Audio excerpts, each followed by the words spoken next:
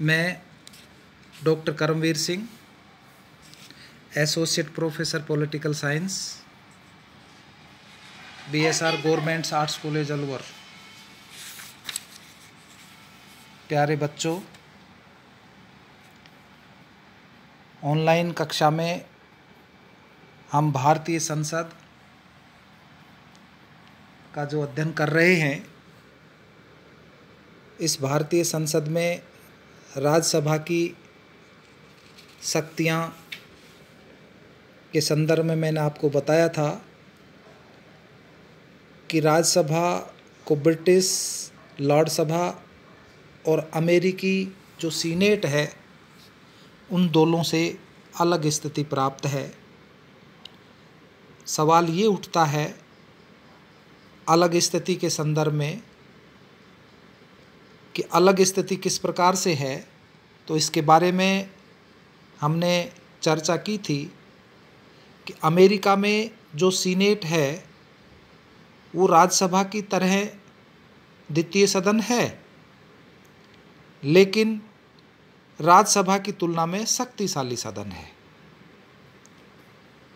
और ब्रिटेन की जो लॉर्ड सभा है वो भी दूसरा सदन है, लेकिन इंडियन राज्यसभा की तुलना में वो दुर्बल सदन है। तो अमेरिकी सीनेट और ब्रिटिश लॉर्ड सभा, इन दोनों के भारतीय संसद को मध्य का कहा जा सकता है, या मध्य का स्थान मिला हुआ है, या इन दोनों के बीच का शक्तियों के बारे में स्थान मिला हुआ है। हमने राज्यसभा की शक्तियों के बारे में जो शक्तियां मिली हुई हैं, विधायी शक्तियां, कार्यपालिका शक्ति, वित्तीय शक्तियां, संविधान संशोधन शक्तियां, इनके बारे में चर्चा कर चुके हैं या इनका अध्ययन हमने कर लिया है। आज हम राज्यसभा की शक्तियों को आगे बढ़ाते हुए नेक्स्ट जो राज्यसभा की शक्ति है उनका अध्ययन करेंगे, जैसे राष्ट्रपति के निर्वाचन व पद मुक्ति संबंधी शक्तियां। राष्ट्रपति तथा उपराष्ट्रपति के निर्वाचन में दोनों सदनों की समान सहभागिता होती है।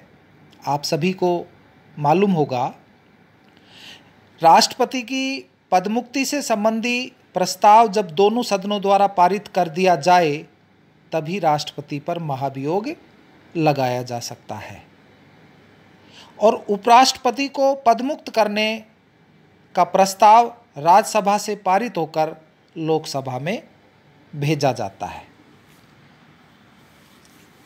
नेक्स्ट, राज्यसभा को कुछ अदर्स पावर भी मिली हुई हैं, या कुछ अन्य शक्तियां भी मिली हुई हैं जिनका यहाँ अध्ययन करना या उनके बारे में चर्चा करना महत्वपूर्ण होता है या आवश्यक है। जैसे नंबर 1 कि राज्यसभा तथा लोकसभा को सर्वोच्च न्यायालय के न्यायाधीशों तथा अन्य पदाधिकारियों पर महाभियोग लगाने का अधिकार भी प्राप्त है। दूसरा, संसदीय विशेषाधिकारों को जो कानून परिभाषित करते हैं, उनके पारित करने के संबंध में भी लोकसभा व राज्यसभा को समान अधिकार मिले हुए हैं। तीसरा, राष्ट्रपति द्वारा जब आपातकाल की घोषणा की जाती है, उस समय दोनों सदनों के अनुमोदन की भी आवश्यकता होती है,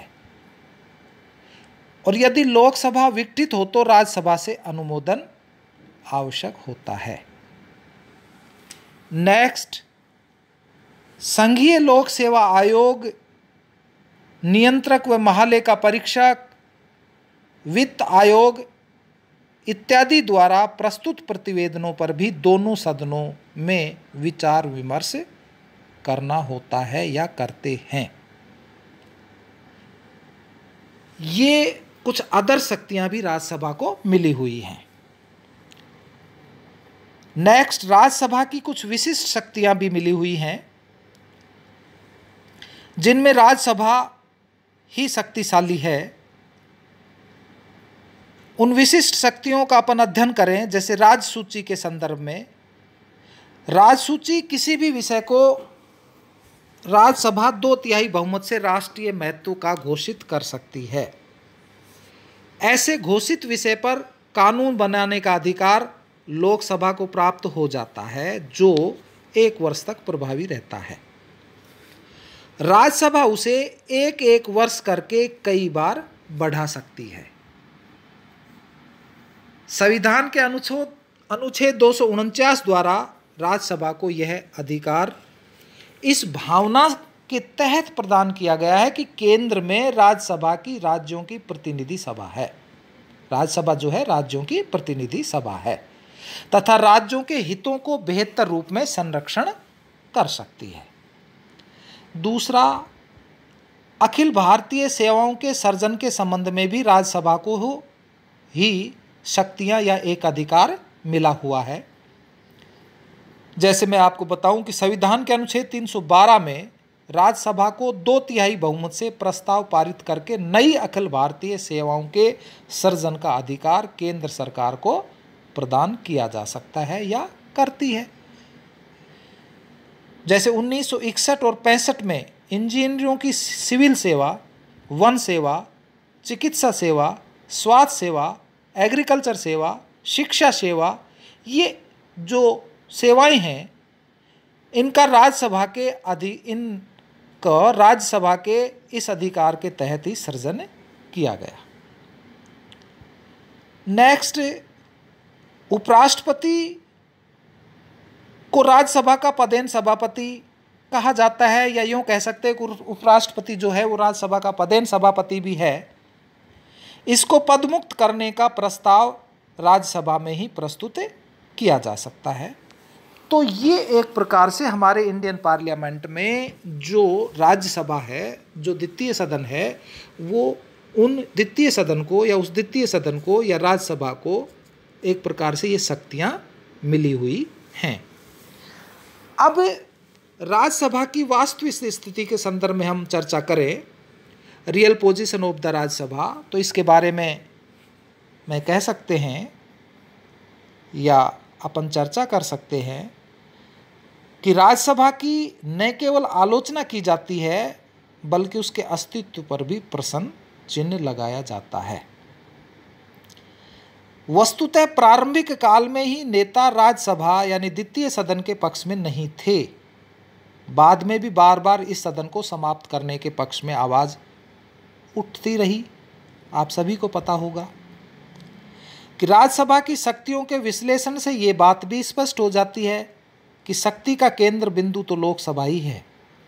राज्यसभा तो सिर्फ एक प्रकार से यूँ कहा जा सकता है कि ये तो विलंबकारी संस्था है या कोई भी काम को विलंब कर सकती है। कई आधारों पर तो राज्यसभा की आलोचना की जाती रही है। अमेरिका तथा ऑस्ट्रेलिया जैसी संघात्मक व्यवस्था में द्वितीय सदन में सभी राज्यों को समान प्रतिनिधित्व प्रदान करने की व्यवस्था की गई है, आप सभी को पता होगा।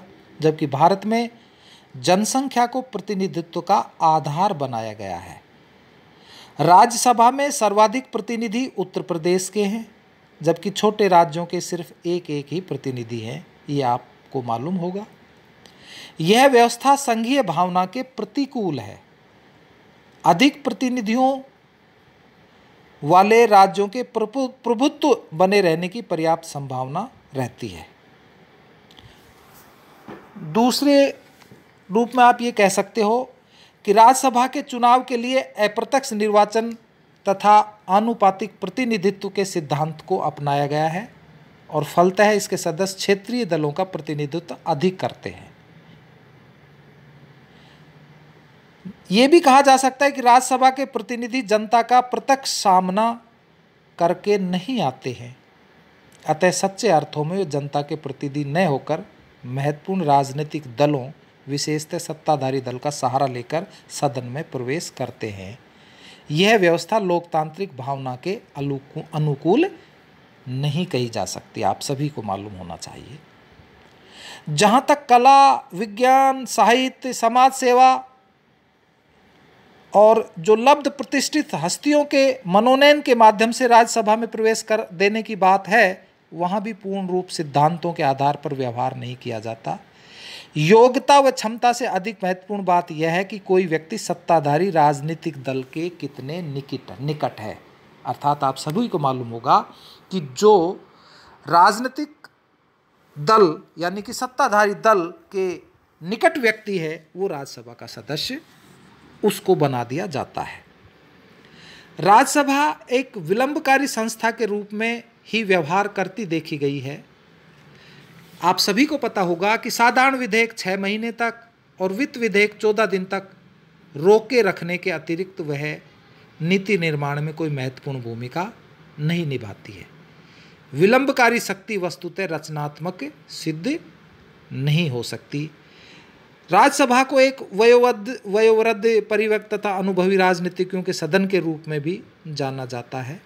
तो ये एक प्रकार से राज्यसभा की वास्तविक स्थितियों का आप बता सकते हैं कि ये राज्यसभा की वास्तविक स्थिति कही जा सकती है।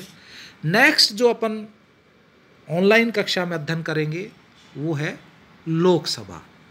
धन्यवाद। इसका अपन कल अध्ययन करेंगे।